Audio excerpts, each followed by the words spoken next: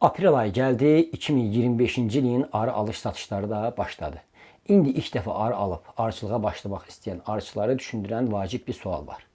Bir yeşik arı neçəyədir? Ancaq onları düşündürməyən başqa bir sual da var ki, bu daha əhəmiyyətlidir. Hansı arı, necə arı?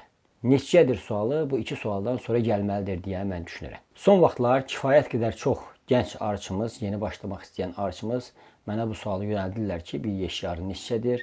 Lakin son 2 ildir arı alıb satmadığıma görə bu suala cavab vermək mənim üçün çox çətindir. Nə əvvəlki ilin qiymətlərini bilirəm, nə də bu il olacaq qiymətlər barəsində bir təsəvvürüm var. Bu suala cavab vermək əslində o qədər də asan deyil. Çünki məsələ arının qiymətini təyinləmək deyil, bundan daha çətini arının ölçü vahidini dəyərləndirməyi təyinləməkdir. Yəni biz arını nə ilə ölçəcəyik? Vitrinə hansı ölçülərə görə, hansı dəyərlərə görə bir arı qoyacağıq ki, onu da qiymətləndirə bilək. Xülasə möhtərəmlər, bu videoda öyrənəcəksiniz ki, 2025-ci ildə Azərbaycanda necə bir arı ailəsi təxminən hansı qiymətə satılacaq. Əgər hazırsınızsa, çaydan, kofedən nəsə götürün, başlayaq. Mövzumuza keçmədən öncə 2 nəfər yeni arıçımıza, gənc arıçımıza öz səmimi minnətdarlığımı, təşəkkürümü bildirmək istəyirəm. 2 nəfər soydaşımız bizim kanalın ilk maddi dəstəkçisi oldular. Məbləğin nə olmasından asılı olmayaraq, üzlərini görməsəm də, şəxsən tanımasam da, hardasa 2 nəfər insanın arıçılıq adına hər hansı bir maddi dəstək eləməsi məni də ruhlandırır. Arıçılıq adına xoş addımlardan biri kimi dəyərləndirirəm. Şamaxıdan Jalə xanıma, Qəbələdən Əddin bəyə öz səmimi təşəkkürümü bildirirəm kanalımıza göstərdikləri maddi dəstəyə görə. Bu videonu hazırlaya bilmək üçün 100-dən çox insanın iştirakı ilə 40-dan çox peşəkar arıçının fikrini, məsləhətini aldım. Yəni bu videoda 2025-ci il üçün təxminən təyin edəcəyimiz arı qiymətləri 40-dan çox peşəkar arıçının ortaq düşüncələri nəticəsində formalaşmış qiymətlərdir. Arının qiymətini təyin edə bilmək üçün öncə vitrinə qoyduğumuz arının ölçüm standartlarını təyinləmək məcburiyyətimiz var. Necə bir arı? Arını nə ilə ölçəcəyik, nə tər dəyərləndirəcəyik, vitrinə qoyacağıq ki, bəli, bu arıdır və bu arının qiyməti budur. Hər şeydən öncə bir yeşik arı neçədir sualını unudaq. Çünki arı yeşiklə dəyərləndirilmir, arı ailə olaraq dəyərləndirilir. Əlbəttə ki, yeşiksiz, yuvasız arı ailəsi olmur, ancaq yuvalar, yeşiklər təyinatına görə, quruluşuna görə, keyfiyyətinə görə, materialına görə ayrıca qiymətləndirilir, ayrıca dəyərləndirilir. Yəni burada təyin etdiyimiz qiymətlərə arı yuvaları, yeşiklər və onların qiyməti daxil deyil. Onları ayrıca qiymətləndirəcəksiniz. Əgər ilk dəfə arı alıb arıçılığa başlayan birisinizsə, ilk diqqət edəcəyiniz şey arını kimdən almağınızdır. Bu mənim xüsusi fikrimdir, xüsusi yanaşmamdır. Bununla razı olmayan arıçılar ola bilər, amma bunu ən başda qeyd etmək istədim. Çünki siz ilk dəfə arı alırsınız və arı haqqında heç bir təcrübəniz yoxdur, böyük səhvlər eləmə ehtimalınız var. Arını kimdən almağınız çox vacibdir. Çünki siz təkcə arı almırsınız həmin adamdan. Eyni zamanda bir növ arıçılığı da ondan almış olacaqsınız. Çünki sizin aldığınız arını uzun müddətli həmin arıçı saxlayır, onun bütün xüsusiyyətlərini o bilir, həmin arıçının arıçılığına uyğunlaşmış bir arıdır və ilk tədbirləri, ilk qulluqları o arıçının məsləhətlərinə uyğun eləməyiniz çox məqsədə uyğundur. Ona görə də arı alarkən keyfiyyətli, dürüst, mümkün qədər təcrübəli, savadlı, güvənli arıçılardan arı almağınızı tövsiyə edirəm ki, sonra həmin arıçıdan aldığınız məsləhətlər də sizin işinizə yarasın. İkinci xüsus, arı ailələri müxtəlif olur. Yəni bir ailədə 6000 arı da ola bilər, 80 minə qədər arı da ola bilər. Biz burada arı ailələrini bir-birindən fərqləndirmək üçün çərçivə sayına görə fərqləndirəcəyik. Çərçivələrimiz də RUT standartı dediyimiz 44 sm uzunu, 23 sm hündürlüyü olan çərçivələrdir. Bundan əlavə çərçivə standartları da var, az da olsa. Buna da dadant dediyimiz standart ki, o çərçivələrin uzunu 44 sm, hündürlüyü isə 30 sm olur. Yəni böyüklüyü nisbətində dadant çərçivələr, 30 sm-lik çərçivələr RUT çərçivələrlə müqayisədə daha baha olacaq. Bir arı ailəsi ən azı 3 çərçivədən formalaşır. Ən çoxu da 20, 25, bəlkə də daha çox ola bilər. Bazarda satış üçün ən çox təklif olunan arı ailələrindəki çərçivə sayı isə 4 çərçivədən 10 çərçivə arasında dəyişəcək. 5 də ola bilər, 6 da, 7, 8, 9, 10. Müxtəlif arı ailələri qarşınıza çıxa bilər, satış üçün çıxarılmış. Bir çərçivə arı dedikdə nə nəzərdə tuturuq?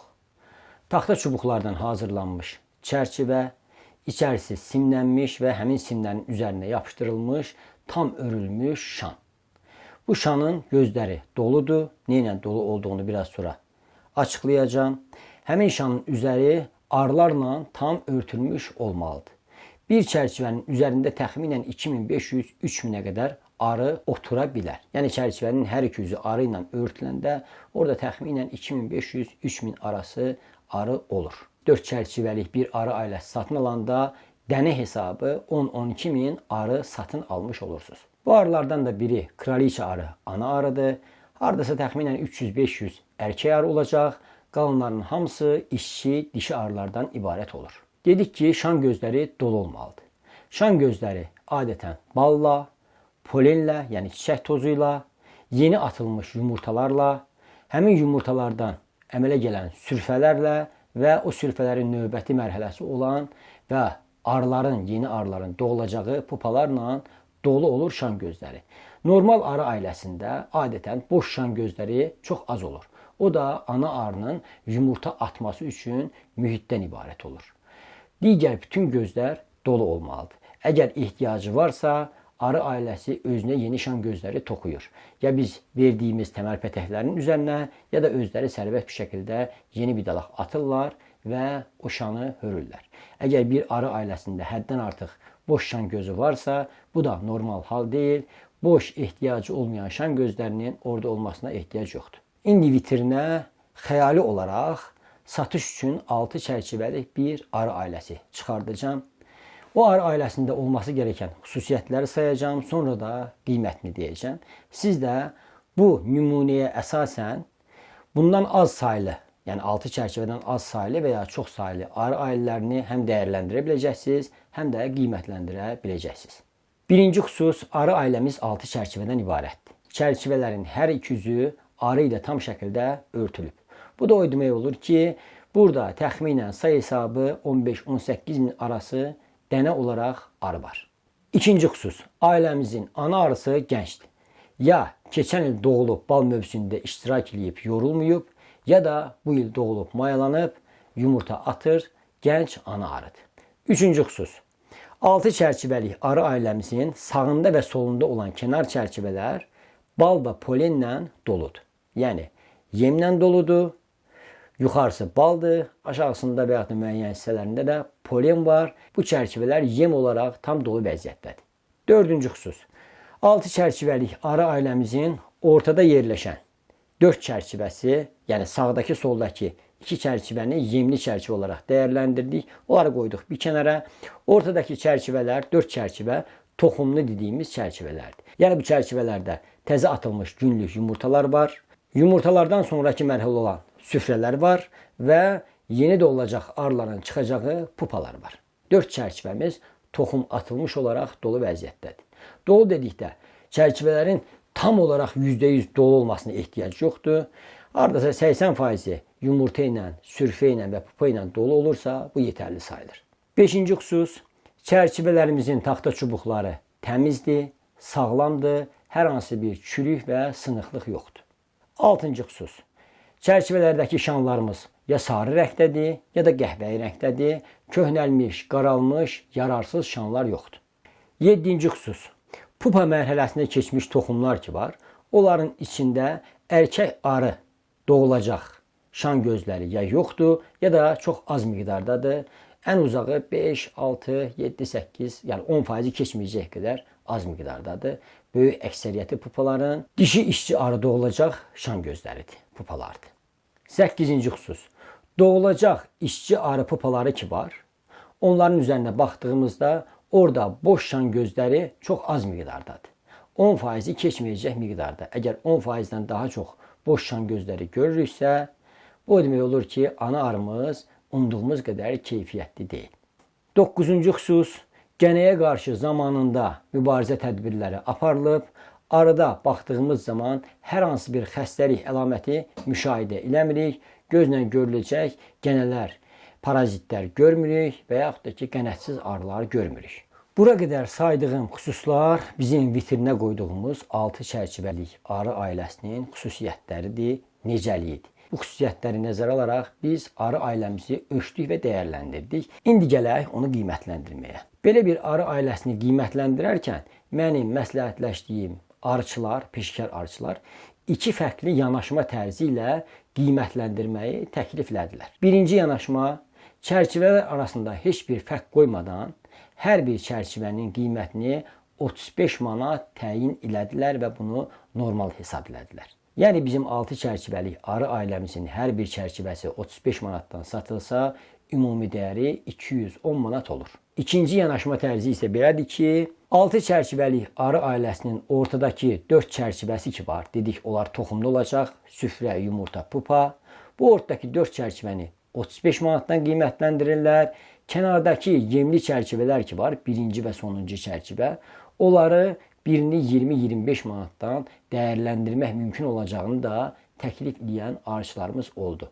Belə olduqda, yəni bizim 6 çərçivəlik arı ailəmizin toxumlu 4 çərçivəsi 35 manatdan, yemli 2 çərçivəsi də 20-25 manatdan olanda arı ailəmizin ümumi qiyməti 180-190 manat arasında dəyişə bilir. Bura qədər sadaladığım bütün məlumatları nəzərə alaraq siz artıq fərqli çərçivə sayılı arı ailələrini də qiymətləndirə biləcəksiniz. Məsəl üçün 10 çərçivəlik bir arı ailəsinin ortalama təxmini qiyməti 320-350 manat arasında dəyişəcək. Burada sadaladığım arı ailələrini dəyərləndirmə üsulu, metodları və təyin etdiyimiz təxmini qiymətlər mənim məsləhətləşə bildiyim 40-dan çox peşəkar arıçının ortalama qənaətidir, ortalama fikridir. Təxminən 60% bu arıçıların bu qiymətləri normal qəbul edir. Amma 30-40% bu qiymətlərin ucuz olduğunu, arıçılığın əziyyətinin, zəhmətinin çox olduğunu, daha yüksək qiymət təyin edilməsi gərəkdiyini də düşünən arıçılarımız var. O da onların məsləhətidir. Hər kəsin fikrinə, hörmətlə yanaşıram. Bir çərçivənin ortalama qiymətinin 35 manat olduğunu nəzərə alsaq və bir çərçivənin üzərində 3000-ə qədər arı olduğunu nəzərə alıb həmin 35 manatı 3000-ə böləndə təxminən bir ədəd tək arı üçün 1,2 qəpik və yaxud da ki 1,4 qəpik arasında qiymət təyin edə bilirik ki, bu da 1 qəpikdən daha bahadır. Yəni tək bir arının qiyməti 2025-ci ildə 1 qəpikdən də bahadır. Arıçılığa yeni başlamaq istəyən biri olaraq artıq sizin əlinizdə arı ailələrini dəyərləndirmək, ölçmək üçün bir üslub, metod var və təxmini qarşılaşa biləcəyiniz qiymətlər var. Siz bunları nəzərə alaraq daha rahatlıqla arı ailələri satın ala bilərsiniz. Ancaq bunlar bizim təxmini qiymətlərimizdir, dəyişməz qiymətlər deyil. Arı almaq, arı satmaq işi artıq alıcı ilə satıcının arasında olan razılaşmaya görə təyin olunur. Başqa faktorlar da var. Arının məhsuldarlığı, arının irqi, arının cinsi və s. nəzərə almadığımız hələ başqa amillər də var ki, nəticəyə təsir edə bilər. Tələb, təklif işləri dəyişə bilər. Ola bilər ki, bazarda təklif az olsun, tələb çox olsun. Bunlar da qiymətləri dəyişə bilər. Yəni, sərbəst bazarda insanlar istədiyi kimi öz məhsullarını sata bilərlər və yaxud da siz öz büdcəvizə uyğun istədiyiniz qiymətə satın ala bilərsiniz. Belə bir video hazırlamaqdakı məqsədim o deyil ki, arılar üçün standart bir qiymət təyin edək. Əsla belə bir fikrimiz yoxdur. Bu mümkün də deyil. Buna ehtiyac da yoxdur. Sadəcə ilk dəfə arı alıb yeni arıçılığa başlamaq istəyən möhtərəmlərin işini asanlaşdırmaq üçün bu videonu hazırladım. Bir də təxmini qiymətləri müəyyənləməyin bir cəhətdən bizə faydası var. Bilirik ki, arını satan arıçıdır. Arını alan da ya arıçıdır, ya da arıçı olmaq niyyətində olan biridir. Ancaq ortalıqda bir də bu işin ticarəti ilə məşğul olan insanlar var. Əgər biz təxmini ümumi qiyməti təyin eləməsək, arı ticarəti ilə məşğul olan və niyyəti xoş olmayan bəzi adamların əlinə fürsət vermiş olarıq. Onlar mümkün qədər istəyəcəklər ki, satıcıdan ucuz qiymətə alsınlar və alıcıya baha qiymətə satsınlar. Belə olan təqdirdə xüsusilə də alıcıların daha çox zərər görmə ehtimalı var deyə belə bir videonu hazırlamaq qərarına gəldim. Bir şeydə diqqət etməliyik ki, İstəyir arıçılıqda olsun, istəyir kənd təsərrüfatının digər sahələrində və yaxud da ki, istehsalın bütün sahələrində. Biz çalışmalıyıq ki, istehsalçı bu işin ticarəti ilə məşğul olan insanlardan daha çox qazansın ki, davamlı istehsal eləməyə həvəsi olsun, ruh yüksəkliyi olsun, stimulu olsun. Əgər istehsalçı qat-qat çox əziyyət çəkməyinə baxmayaraq, sadəcə oturub ticarəti ilə məşğul olan insanlardan az qazanırsa, zaman keçdikcə istehsalçı ruhdan düşəcək, istehsal azalacaq. İstehsalın azalması ümumilikdə hər birimizə ziyandır, hər birimizin əleyhinədir.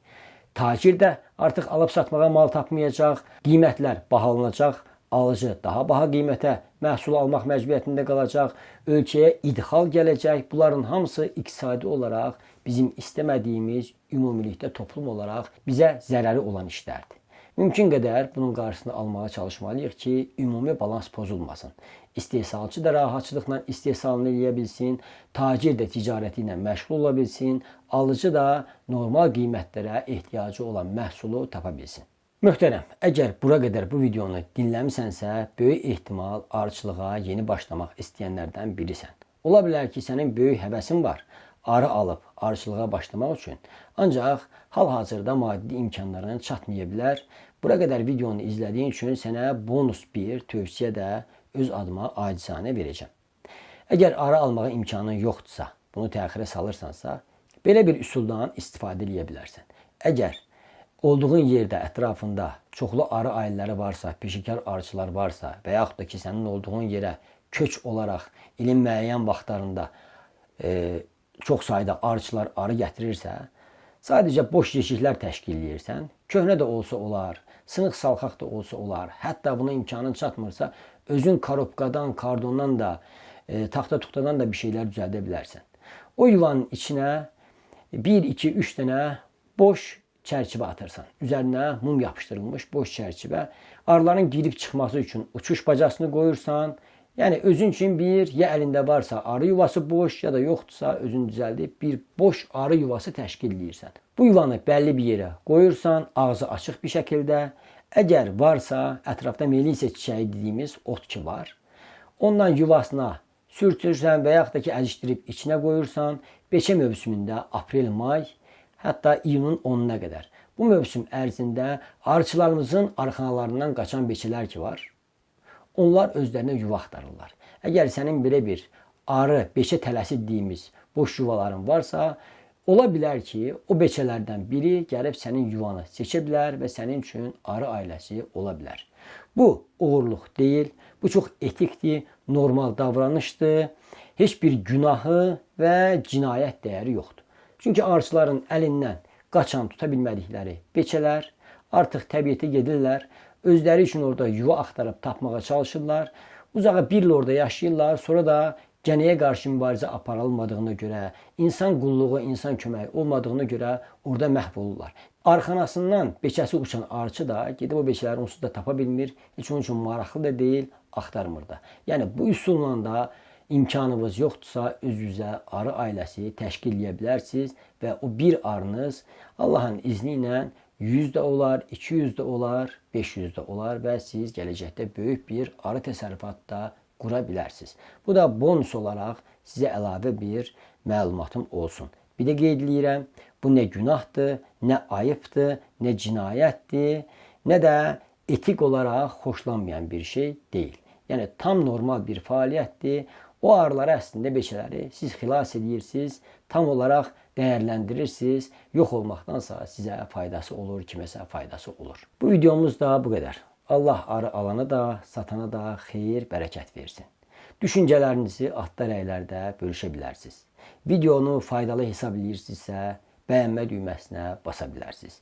Kanala abunə deyilsinizsə, abunə olaraq kanala dəstək ola bilərsiniz. Hətta könlünüzdən keçirsə, bu videoları ümumilikdə arıçılıq adına faydalı hesab edirsinizsə, kanalımıza maddi olaraq da dəstək ola bilərsiniz.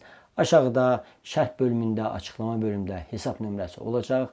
Oradan könlünüzdən qopan, qulpunuzdan çıxan miqdarda maddi dəstək də ola bilərsiniz. Növbəti videolarımızda görüşənə qədər özünüzə, arılarınıza və sevdiklərinizə yaxşı baxın.